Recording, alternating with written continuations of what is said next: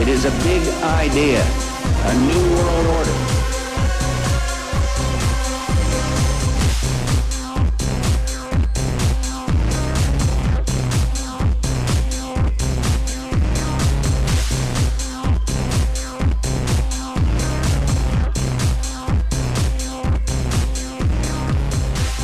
Your world is not what it seems.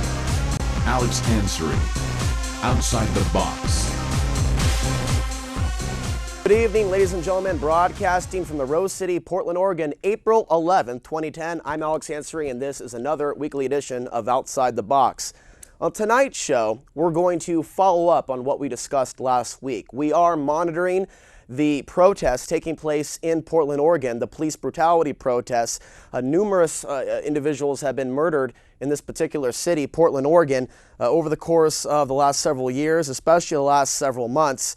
And I've been saying for a number of years there's a right way and a wrong way to go about affecting real change, real tangible change, peacefully protesting without calling for violence, without calling for property damage, without calling for division, without calling for war.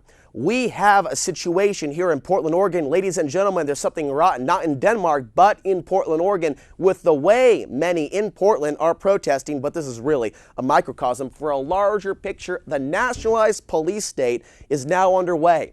And it's in the federal government's best interest to plant agent provocateurs at protests, to call for violence, to teach people how to make Molotov cocktails, to try to sell guns and firearms, to get a violent revolution going as the country moves closer and closer towards civil unrest and the upcoming crash of the U.S. dollar.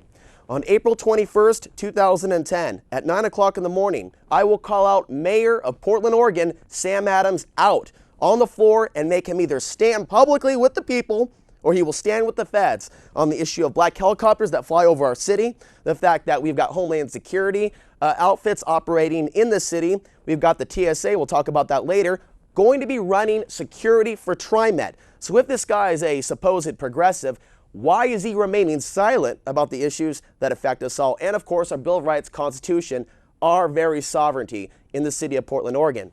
We have so many videos we're going to play tonight. At one point, we may take phone calls, but you have to keep your comment down to a minute, and then we'll go to the next phone call. But we have about 14 clips that we're going to play tonight. What we're going to show you can also be seen at my YouTube channel, youtube.com/Alex Ansary. And there's been a number of confrontations between the police and the Black Bloc, the anarchists, Anti-Fi, as they also call themselves. There's numerous names. They're also known as just being simply a anonymous black mask wearing group that internationally, not nationally, but internationally is calling for violence. We're seeing arrests in Olympia, Seattle, news cameras having their cameras spray painted. We're seeing windows being smashed at not only banks but cars.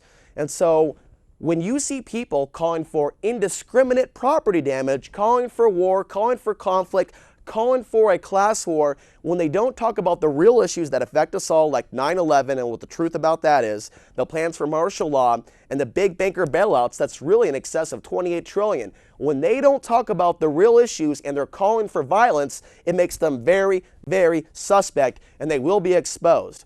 What we're going to do now, Bill, if you get the DVD ready, is we're going to go ahead and show you March 29, 2010, what it looked like on the streets of Portland, Oregon. Go ahead and roll it.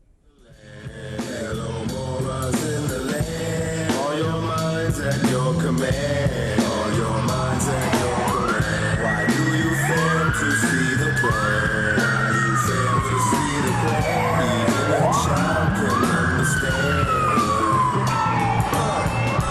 I can see you, your big smile. It's been going on for a while. They dumbed you down now, and it's a shame. Somebody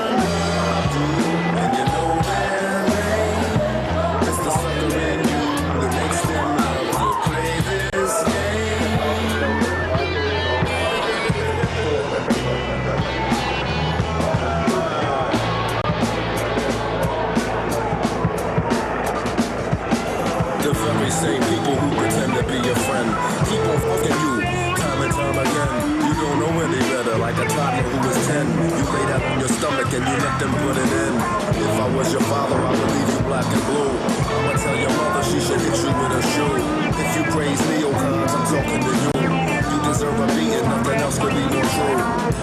Why you let your country die?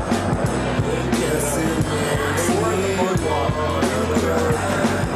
It's told you out there, that's the truth. They're planning to All right, now keep playing the video, but pan down the audio so I can talk over it.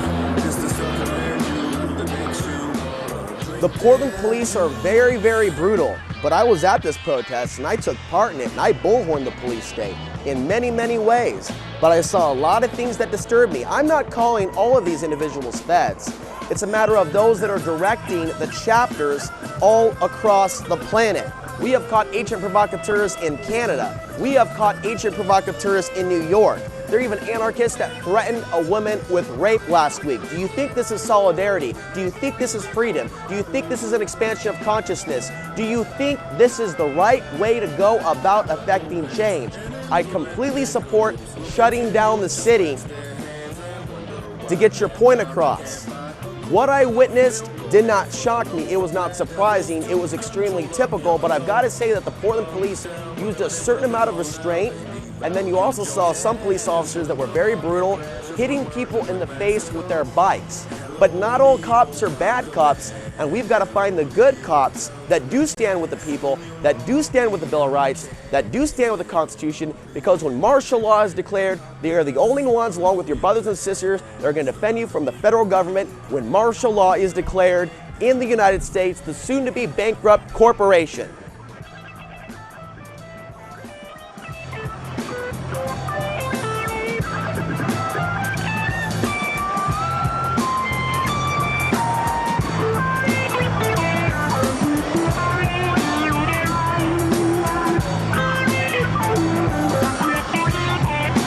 Now, if you look over at portland.indiemedia.org, you won't see issues like 9/11 brought up, the big banks, the plans for martial law. You see a little bit of things it's actually not a bad site. But anything that I post on portlandindiemedia.org, because I'm calling them out on their criminal behavior, is promptly censored and removed. I am the one who is being called a cop. I am the one who's being called a fed because I believe differently than them on how to affect change. They called me a paranoid wingnut for talking about martial law, 9/11, the banks. They called me a paranoid conspiracy theorist, that I'm not putting my feet on the ground, that I'm not taking part in anything when I've been doing this show for 5 years. Where were they then last year? Where were you guys during Top Off 4? Where were you guys when the black helicopters flew over Portland? You've got nothing to say about those issues, therefore you have zero credibility. You are calling for violence. They, in Olympia, many of them attacked police. One of them kicked an officer in the groin.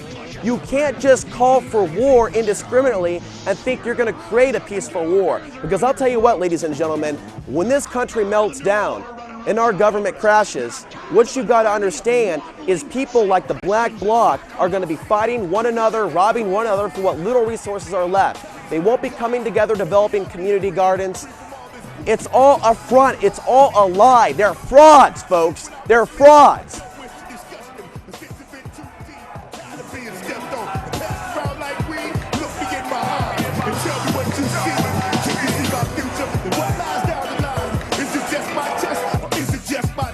You've got nothing to fear, baby. You've got nothing to hide. All right. Now let's go ahead and come back and let's cover a couple headlines. We've got graphic number 22. I want to go ahead and document each one of my claims. And this video, by the way, will be posted on portlandindiemedia.org. And by the time it's posted, guaranteed within 10 minutes, the moderator of portlandindiemedia.org will have it promptly removed. Let's start it up. Graphic number 22, 29 arrested as Olympia protest turns violent. Police say a protest march in Olympia Thursday night turned into a riot.